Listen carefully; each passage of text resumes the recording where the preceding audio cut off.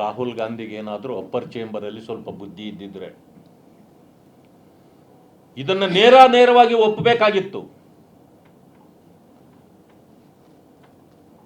ಭವಿಷ್ಯ ಇಂಡಿ alliance brothers ಇದ್ದಾರಲ್ಲ, brothers, ಅವರಿಗೆ ಸಿಸ್ಟರ್ಗಳ ಬಗ್ಗೆ ಗೌರವ ಇಲ್ಲ. ಆ ಬ್ರದರ್ಸ್ಗೆ ಸಿಸ್ಟರ್ಗಳ ಬಗ್ಗೆ ಗೌರವ ಇಲ್ಲ. ಅವರು ಸೇರಿ ಇವತ್ತು ಕುತಂತ್ರದಿಂದ ಇದನ್ನು ಕೆಡಿಸಿದ್ದೀರಿ. ಇದರಿಂದ ನಿಮಗೆ ಸಿಗ್ತಕ್ಕಂಥದ್ದು ಎಂಥದ್ದು? ಏನು ಸಿಗುತ್ತೆ ಇದರಿಂದ? ನಿಮ್ಮ ಮನೆಯಲ್ಲಿರ್ತಕ್ಕಂಥ ಹೆಣ್ಣು ಮಕ್ಕಳಿಗೆ ನೀವು ದ್ರೋಹ ಮಾಡಿದ್ದೀರಿ. ಅಂದ್ರೆ ನಿಮ್ಮ ಮನಸ್ಥಿತಿ ಎಂಥದ್ದು ಅನ್ನೋದು ಇದರಲ್ಲಿ ಗೊತ್ತಾಗತ್ತೆ. ಇದರಿಂದ ನೀವು ಹಿಂದಿನಿಂದಲೂ ಕೂಡ ಇದೇ ರೀತಿ ದಲಿತರನ್ನು ಶೋಷಣೆ ಮಾಡಿದಿರಿ, ಹಿಂದುಳಿದವರನ್ನು ಶೋಷಣೆ ಮಾಡಿದಿರಿ, ಆ ಮುಸಲ್ಮಾನ್ ಹೆಣ್ಣು ಮಕ್ಕಳನ್ನು ಶೋಷಣೆ ಮಾಡಿದಿರಿ. ಈಗ ನೀವು ಎಲ್ಲ ಹೆಣ್ಣು ಮಕ್ಕಳಿಗೆ ಶೋಷಣೆ ಮಾಡತಕ್ಕಂಥದ್ದು. ಇನ್ನು ಯಾರನ್ನ ಪೋಷಣೆ ಮಾಡ್ತೀರಿ ನೀವು? ಕಾಂಗ್ರೆಸ್ ಪಕ್ಷ ಇರೋದೇ ಈ ದೇಶವನ್ನ ಪೋಷಣೆ ಮಾಡಲಿಕ್ಕಲ್ಲ, ಅದು ಶೋಷಣೆ ಮಾಡಲಿಕ್ಕೆ ಅಂತೇಳಿ ಈಗ ಸ್ಪಷ್ಟವಾಗಿ ಇದು ಗೊತ್ತಾಗ್ತಾ ಇದೆ.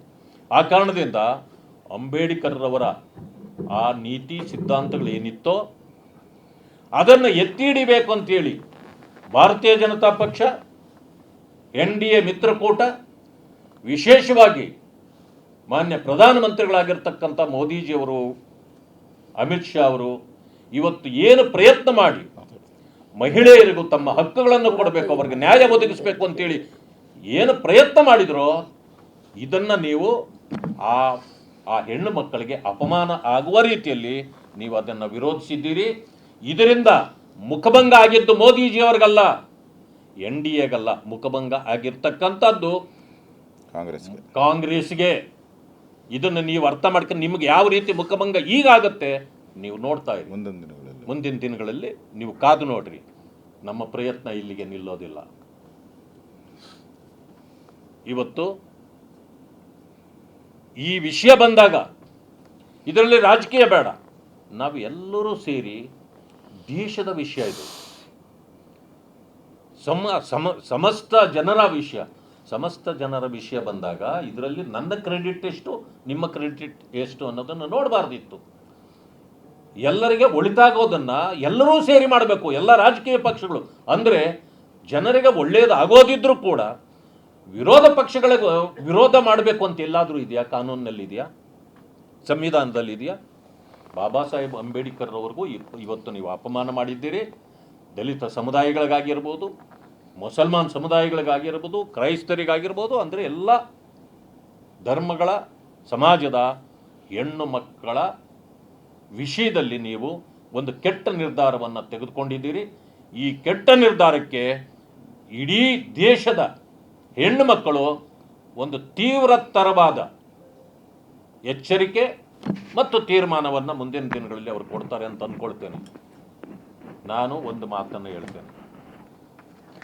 ನಿನ್ನೆ ತಾನೇ ಇತ್ತೀಚೆಗೆ ಮಹಿಳಾ ಮೀಸಲು ಜಾರಿಗೆ ವಿಳಂಬ ವಿರೋಧಿಸಿ ಕಾಂಗ್ರೆಸ್ ಪ್ರತಿಭಟನೆ.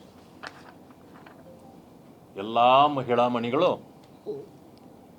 ಬೀದಿಗಿಳಿದವ್ರೆ. ಯಾವ ಪಕ್ಷದವರು? ಕಾಂಗ್ರೆಸ್ ಪಕ್ಷದವರು. ತಾಯಂದ್ರ, ನಾನು ನಿಮ್ಮ ಬಗ್ಗೆ ಬಹಳ ಗೌರವದಿಂದ ಹೇಳ್ತೇನೆ. ನಿಮ್ಮ ಪಕ್ಷದಲ್ಲಿ ನಿಮಗೆ ಮರ್ಯಾದೆ ಇಲ್ಲ ಅಂತಂದ್ರೆ ನೀವು ಏನ್ ಮಾಡ್ತೀರಿ? ನಿಮಗೆ ಅಪಮಾನ ಮಾಡಿದ ಆ ಕಾಂಗ್ರೆಸ್ ಅನ್ನ ನೀವಿನ್ನೂ ಅಪ್ಕೊಂಡೇ ಇರಬೇಕಾ?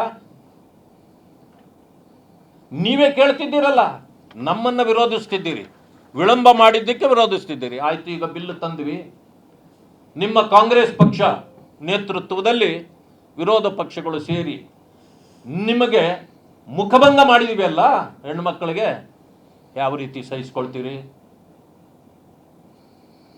ಈಗಲಾದರೂ ಚೀಮಾರಿ ಹಾಕ್ಬೇಕಲ್ಲ ನಿಮ್ಮ ನಾಯಕರುಗಳಿಗೆ, ನಿಮ್ಮ ಪಕ್ಷಕ್ಕೆ. ಯಾವ ಮುಖ ಇಟ್ಕೊಂಡು ಆ ಪಕ್ಷದಲ್ಲಿ ನೀವಿನ್ನು ಮುಂದುವರಿತೀರಿ? ನಿಮಗೇನಾದರೂ ಆತ್ಮಾಭಿಮಾನ, ಸ್ವಾಭಿಮಾನ, ಹೆಣ್ಣು ಮಕ್ಕಳ ಬಗ್ಗೆನ ಗೌರವ ಇದ್ರೆ ಇವತ್ತೇ ಚೀಮಾರಿ ಹಾಕಿ ಕಾಂಗ್ರೆಸ್ಸಿಂದ ನೀವೆಲ್ಲ ಹೊರನಡಿಬೇಕು. ಒಂದು ಸಮಯ ನೀವು ಮುಂದುವರೆದಿದ್ದೆ ಆದರೆ ನೀವು ಕೂಡ ಆ ಅಧಿಕಾರಕ್ಕೆ ಅಂಟಿಕೊಂಡು ಇರ್ತಕ್ಕಂಥ ಜನ. ಕಾಂಗ್ರೆಸ್ಸು ನಿಮ್ಮ ಪಾಲಿಗೆ ಕ್ಯಾನ್ಸರ್ ಇದ್ದ ಹಾಗೆ. ನೀವು ಕ್ಯಾನ್ಸರ್ನಲ್ಲೇ ಇದ್ದರೆ ಆ ಕ್ಯಾನ್ಸರ್ನಿಂದ ನೀವು ಸಾಯ್ತೀರಿ. ಈ ಕ್ಯಾನ್ಸರ್ ನಿಮಗೆ ತಗಲಬಾರ್ದು ಅನ್ನೋದಾದರೆ ದಯವಿಟ್ಟು ಕಾಂಗ್ರೆಸ್ಸನ್ನು ಬಿಟ್ಟು ಬನ್ನಿ. ಹೇಳಿ, ಕಾಂಗ್ರೆಸ್ಸು ಇನ್ನು ದೇಶದಲ್ಲಿ ಉಳಿಯೋದಿಲ್ಲ, ನಿರ್ನಾಮ ಆಗುತ್ತೆ. ಅದರ ಜೊತೆಯಲ್ಲೂ ನೀವು ಕೂಡ ನಿರ್ನಾಮ ಆಗೋದು ನಮಗೆ ಇಷ್ಟ ಇಲ್ಲ. ಹೆಣ್ಣು ಮಕ್ಕಳ ಬಗ್ಗೆ ಗೌರವ ಇಟ್ಟು ಹೇಳ್ತಿದ್ದೀವಿ. ದಯವಿಟ್ಟು ಈ ವಿರೋಧ ಪಕ್ಷಗಳಿಗೆ ಛೀಮಾರಿ ಹಾಕಿ ಹೊರಗಡೆ ಬನ್ನಿ ಅಂತಕ್ಕಂಥ ಮಾತನ್ನು ತಮ್ಮ ಮೂಲಕ ಹೇಳಲಿಕ್ಕೆ ಬಯಸ್ತೇನೆ. ನಮಸ್ಕಾರ.